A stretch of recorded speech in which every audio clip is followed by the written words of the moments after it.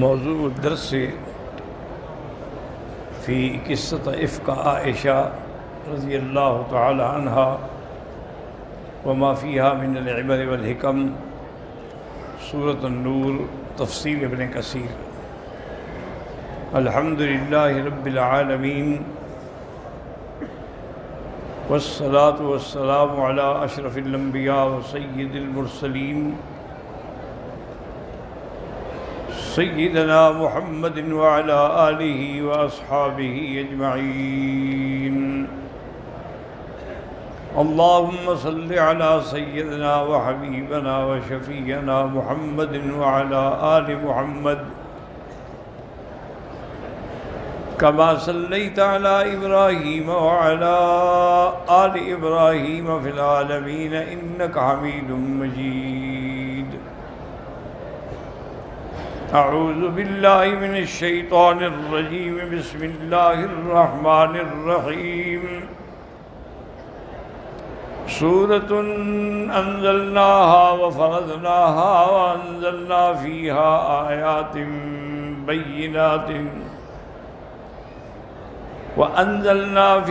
آیات بینات لعلکم تذکرون۔ الزانیۃ والزانی فاجلدوا کل واحد منہما مئۃ جلدہ ولا تأخذکم بہما رأفۃ فی دین اللہ ان کنتم تؤمنون باللہ والیوم الآخر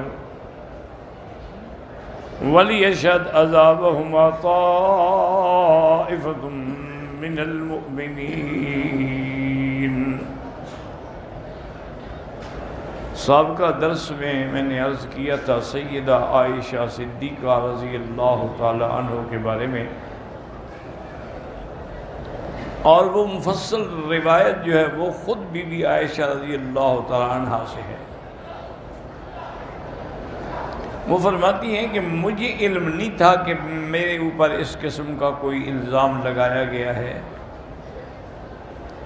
البتہ میں نے یہ محسوس کیا کہ حضور صلی اللہ علیہ وسلم کا لطف و کرم جو تھا وہ نہیں رہا۔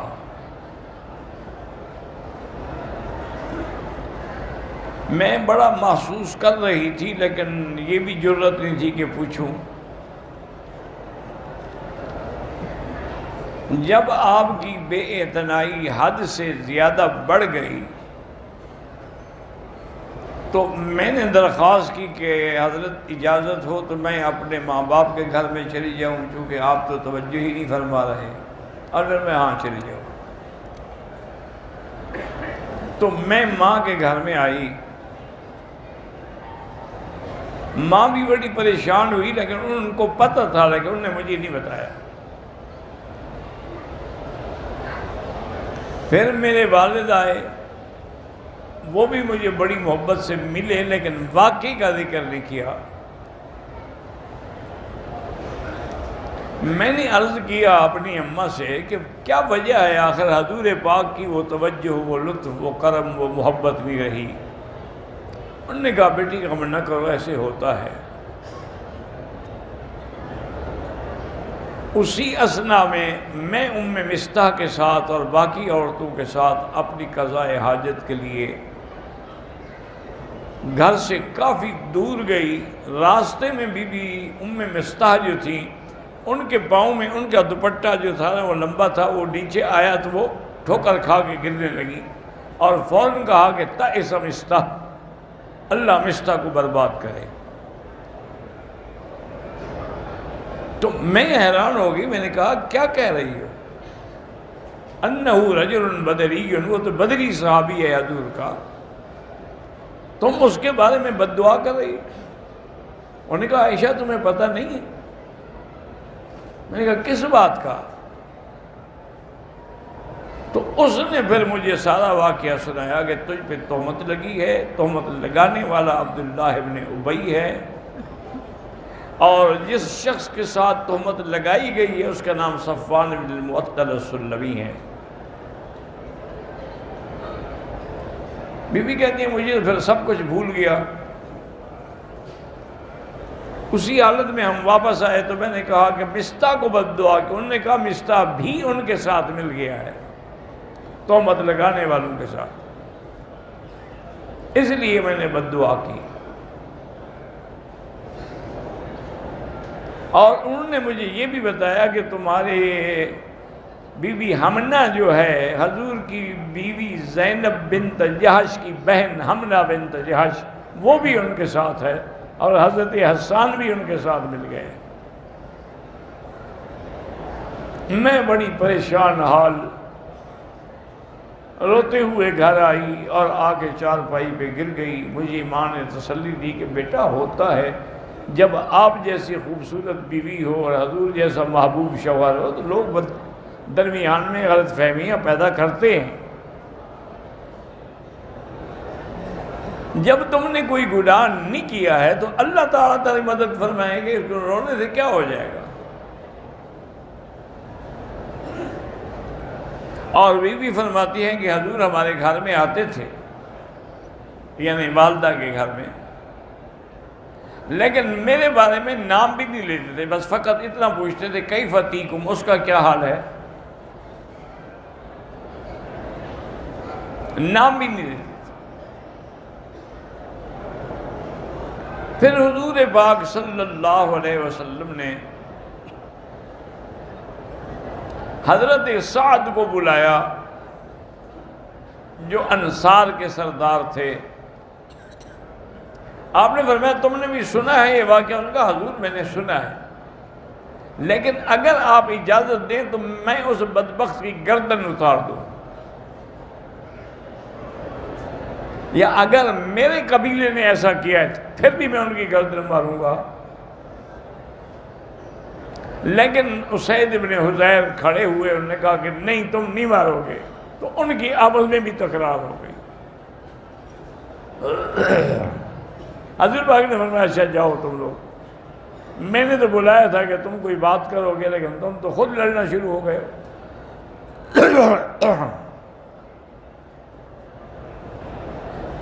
اس کے بعد حضرت آقا انعامدار نے صلی اللہ علیہ وسلم نے حضرت ابو بکر کو بلا کے پوچھا, ابو بکر تم کیا کہتے؟ انہوں نے کہا حضور میں کوئی بات نہیں کرتا, میری بیٹی ہے, میں چاہے جتنا انصاف سے بات کروں آپ کہیں گے آپ باپ ہیں, لہذا میں کچھ نہیں کہتا, آپ جو مرضی آئے فیصلہ کریں.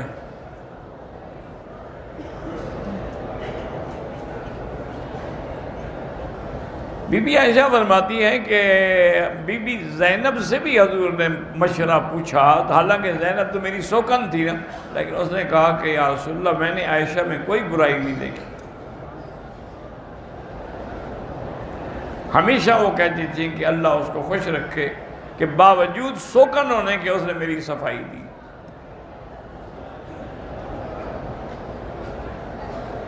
پھر حضور پاک نے حضرت علی کو بلایا رضی اللہ تعالی عنہ, اور فرمایا کہ علی تمہارا کیا مشورہ ہے؟ اس نے کہا یا رسول اللہ آپ نے اتنا غم کیوں لیا ہوا ہے؟ آپ کے لیے بھی عورتوں کی کمی ہے, آپ جس خاندان سے کہیں ہم آپ کی شادی کر دیتے ہیں.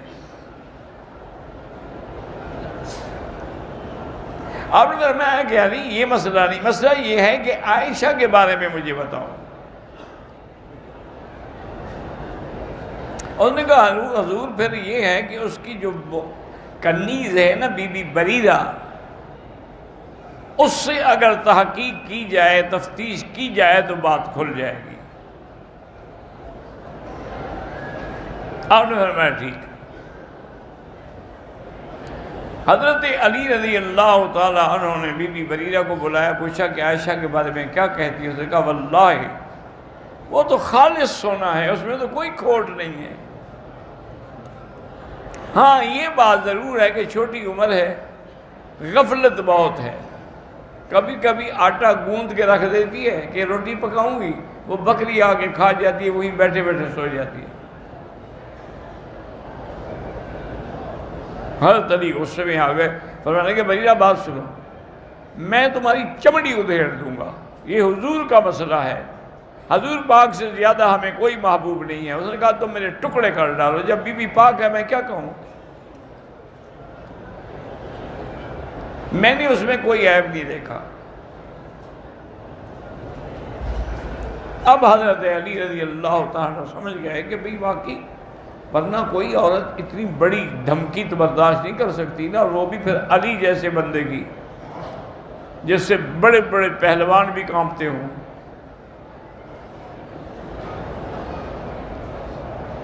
پھر حضور پاک صلی اللہ علیہ وسلم نے حضرت امیر المؤمنین سیدنا عمر رضی اللہ تعالی عنہ کو بلایا اور آپ نے فرمایا کہ عمر تم مجھے مشورہ دو بی بی عائشہ کے بارے میں. نے کہا یا رسول اللہ ہماری کیا طاقت ہے کہ ہم آپ کے گھر کے معاملے میں دخل دیں، یہ آپ کا اور بیوی کا معاملہ ہے، میری کیا طاقت ہے؟ آپ نے فرمایا تو میں تمہیں حکم دے رہا ہوں. انہوں نے کہا حضور اگر آپ مجھے حکم دیتے ہیں نا تو پھر اگر میں آپ سے بھی پھر تفتیش میں تو دونوں سے پوچھا جاتا ہے نا، مدعی سے بھی مدعا علیہ سے بھی. آپ سے بھی میں کوئی بات پوچھوں تو پھر آپ ناراض تو نہیں ہوں گے؟ آپ نے فرمایا نہیں بالکل ناراض نہیں ہوں گا. انہوں نے کہا حضور سب سے پہلے تو مجھے آپ یہ بتائیں کہ بی بی عائشہ سے آپ نے اپنے منشے سے نکاح کیا ہے یا اللہ کے حکم سے کیا ہے؟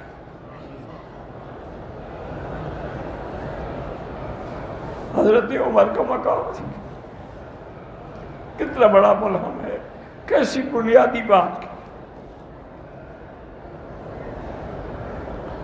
عمر تیری قبر تو واقعی جنت ہے لیکن اللہ تیرے مزید بھی درجات بلند فرمائے. حضور نے فرمایا عمر میری بی بی عائشہ سے شادی اللہ کے حکم سے، اور صرف حکم نہیں، جبریل بی بی عائشہ کی تصویر لے کے آئے میرے سامنے، ریشم کے کپڑے میں رکھی ہوئی تھی اور کہا ہذہ زوجتک فی الدنیا والآخرہ، حضور یہ آپ کی بیوی ہے دنیا میں بھی اور آخرت میں بھی. تو پھر میں نے نکاح کیا. میں نے تو کوئی نکاح اللہ کے حکم کے بغیر نہیں کیا، نہ اپنا نہ اپنی بیٹیوں کا. حضرت عمر نے کہا کہ یا رسول اللہ اگر اللہ نے حکم دیا ہے، ہمیں تو اپنی اولاد کے لیے اچھی لڑکی مل جاتی ہے، خدا کو نبی کے لیے پاک لڑکی نہیں ملی، یا اللہ کے چننے میں نقص آ گیا؟ اللہ اکبر. حضرت عمر فرماتے ہیں فَسُرِّ عَنْ رَسُولِ،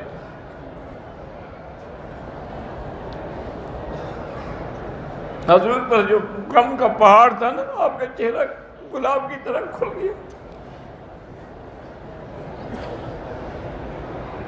حضرت عمر نے عرض کیا حضور میں ایک اور بات بھی پوچھنا چاہتا ہوں. اور میں پوچھوں؟ انہوں نے کہا حضور آپ کے بدن پر گندی مکھی بیٹھتی ہے؟ حضور نے فرمایا نہیں، اللہ نے میری حفاظت رکھی ہے، کوئی گندی چیز میرے بدن پہ نہیں بیٹھتی. فرمایا مکھی نہیں بیٹھ سکتی، گندی عورت آپ کے سینے پہ بیٹھ سکتی ہے؟ حضور مطمئن ہو گئے. حضور نے فرمایا عمر جزاک اللہ، اللہ تجھے جزا دے، تم نے میرا غم ہلکا کر دیا ہے.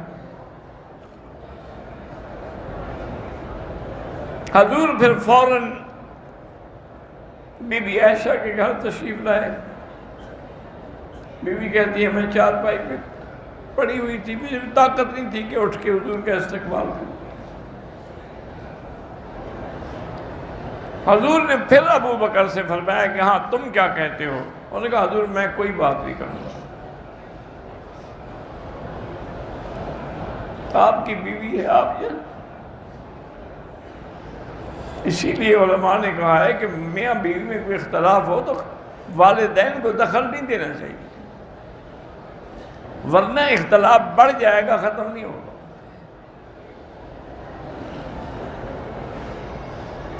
حضور نے فرماتی بی بی عائشہ کہتی میری ماں سے پوچھا، اس نے کہا یا رسول اللہ میں اپنی بیٹی کے بارے میں کیسے بات کر سکتی ہوں،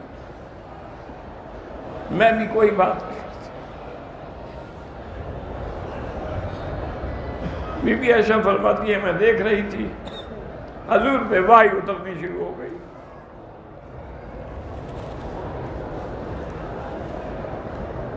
اور جب وحی اترتی تھی تو حضور پہ ایک بہت بڑا شکل وحی ہوتی تھی۔ کہتے ہیں حضور پہ وحی اتر رہی تھی، میں نے باپ کی طرف دیکھا تو ان کی جان نکل رہی تھی کہ خدا جانے اللہ کیا فرمائے۔ میری ماں بھی ایسی کیفیت میں تھی کہ اللہ جانے کیا اس سے فیصلہ آتا ہے، لیکن فرماتی ہے میں مطمئن تھی کہ خدا ناحق فیصلہ نہیں کرتا، جب میں بے گناہ ہوں تو مجھے کیا ضرورت ہے ڈرنے کی۔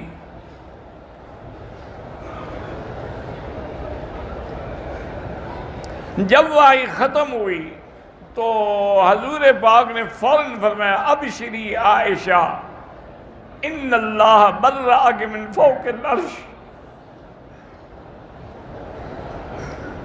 اور فرمایا عائشہ تمہیں مبارک ہو، اللہ نے عرش سے تیری گواہی دی۔ یاد رکھو یہ بھی شان مصطفیٰ ہے، یوسف علیہ السلام پہ الزام لگتا ہے تو بچہ گواہی دیتا ہے، حضرت موسیٰ علیہ السلام پہ الزام لگتا ہے تو بچہ گواہی دیتا ہے، حضرت جریج پہ الزام لگتا ہے تو بچہ گواہی دیتا ہے، لیکن میرے مدنی کا معاملہ ہے تو اللہ خود گواہی دے رہے ہیں۔ لولا اذ سمعتموہ قلتم ما یکون لنا ان نتکلم بہذا سبحانک ھذا بہتان عظیم۔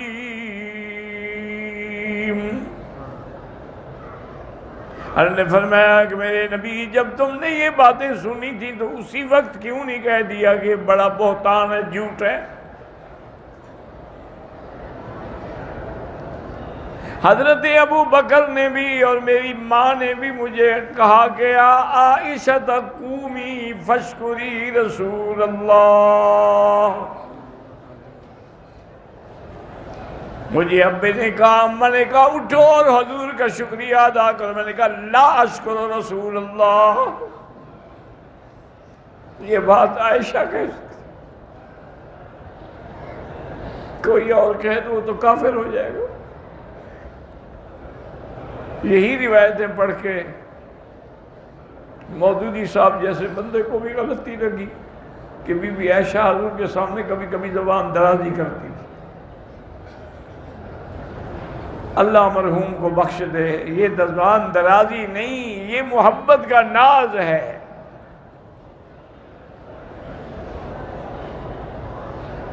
اس لیے بی بی عائشہ نے کہا کہ میں لا اشکر رسول اللہ ولیکن اشکر اللہ، میں اللہ کا شکر کروں گی جس نے مجھے بری کیا ہے۔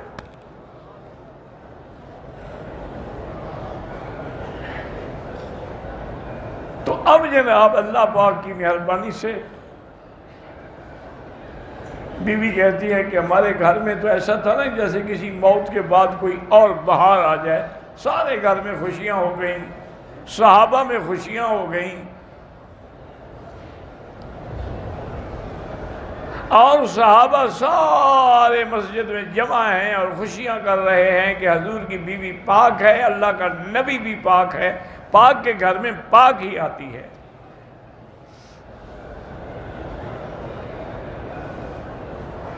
اور پھر اللہ نے ساتھ یہ بھی حکم دیا حضور کو کہ جو لوگ بی بی عائشہ پر تہمت لگانے میں شریک ہوئے ہیں، چونکہ انہوں نے جھوٹ باندھا ہے، ان کو 80 کوڑا مارا جائے، حد قذف۔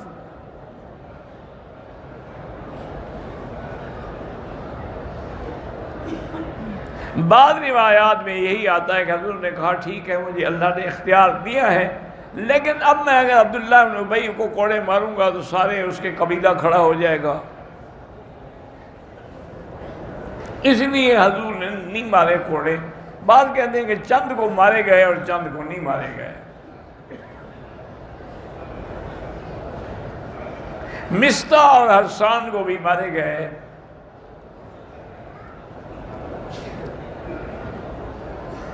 ایک دفعہ پھر بی بی عائشہ فرماتی ہیں کہ ایک حضرت حسان کا قاصد آیا میرے پاس، انہوں نے کہا امہات المومنین میں نے غلطی کی، میں نے اللہ سے معافی مانگی، اب آپ سے معافی مانگنا چاہتا ہوں، آپ بھی مجھے معاف کر دیں. تو آپ نے قاصد سے فرمایا اس کو کہہ دو کہ میں نے تو تمہیں معاف کر دیا تھا، لیکن اللہ نے تو تمہیں سزا دی ہے کہ اندھے ہو گئے ہو، اور سزا میں تمہیں دینا نہیں چاہتی. تو قصہ افک جو ہے وہ بھی اسی صورت مبارکہ میں ہے، اور قانون تقریباً یہی ہے کہ الخبیثات للخبیثین والخبیثون للخبیثات والطیبات للطیبین والطیبون للطیبات، کہ پلید عورتیں پلید لوگوں کے گھر میں آتی ہیں اور پاک پاکیزہ کے، لیکن کبھی اتفاق بھی ہو جاتا ہے، ایک اچھی عورت برے آدمی کے گھر میں بھی آ جاتی ہے، ایک اچھے آدمی کے گھر میں بری عورت بھی آ جاتی ہے، یعنی یہ اکثر قاعدہ یہی ہے، لیکن کبھی کبھی اس کے الٹ بھی ہو جاتا ہے. اور اس کے بعد پھر اس صورت مبارکہ میں اللہ نے حد زنا کا بیان بھی فرمایا ہے. زندگی تو انشاءاللہ